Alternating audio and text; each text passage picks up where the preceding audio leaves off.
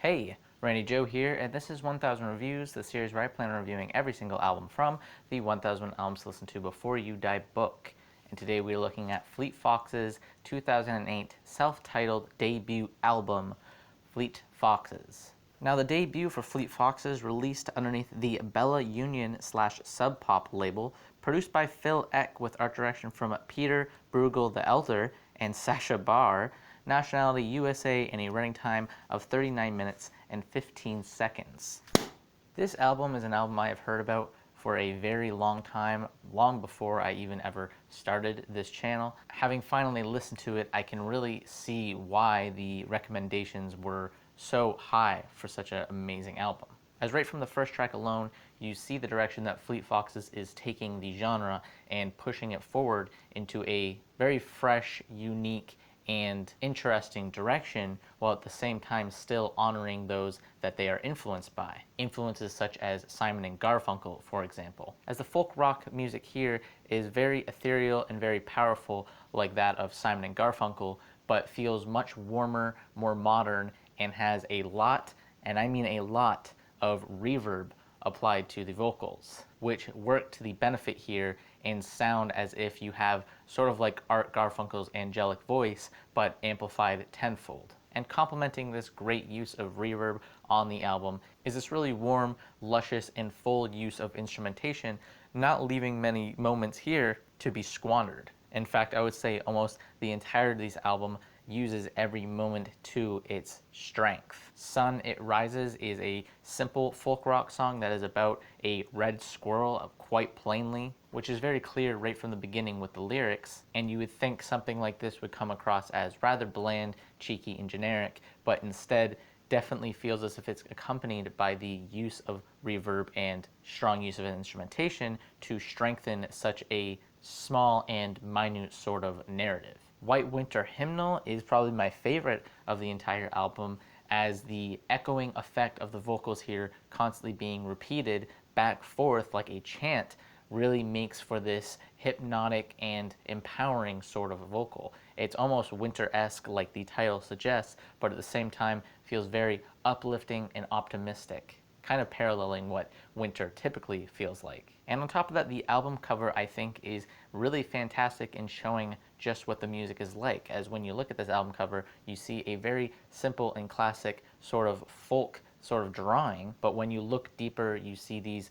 very bizarre sort of things going on. There's a guy defecating coins, there's like a demon child, I believe, on here somewhere. There's a bunch of very strange and specific details on here that show a subtle darkness underneath this very pillowy and almost optimistic surface. And the music on this thing definitely feels as if it is translating that album art into sound, as most of this album, although being very uplifting and optimistic on the surface, when you look deeper into it, has a lot of very dark undertones and lyrics. For example, the fourth track, Tiger Mountain Peasant, is actually a murder ballad, something that goes back in traditional folk music, where it goes in depth over the idea of almost murder or these dark sort of crimes being committed over these beautiful and atmospheric instrumentals. Or the fifth track, Quiet Houses, here too, is a depressing and dark track when looked at lyrically,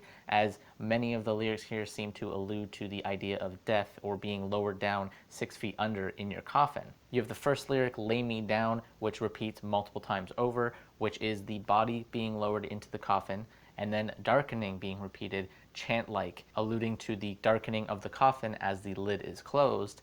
Then Come to Me being the wake, for example, and then finally again reverting back to the first lyric, Lay Me Down, alluding to the coffin finally being lowered. So throughout this song, you get the full process of a man who has passed away and being lowered, and it is told in a very almost atmospheric and again gorgeous sort of way. Meadowlarks too is another track that I like quite a bit on here, as it seems to allude to a love story of sorts where this girl that he has put on a pedestal no longer seems to love him, or at least the love that he seems to feel for her is not being reciprocated. And I would say what I like most about this song is that the structure of it doesn't seem that traditional or following any sort of generic sort of structure, and instead feels a bit more abstract when compared to the rest of this album and folk music in general. And finally, the last track, Oliver James, is also a fantastic one here, as most of this is performed almost a cappella with almost no instrumental whatsoever except for the very gentle strumming of an acoustic guitar.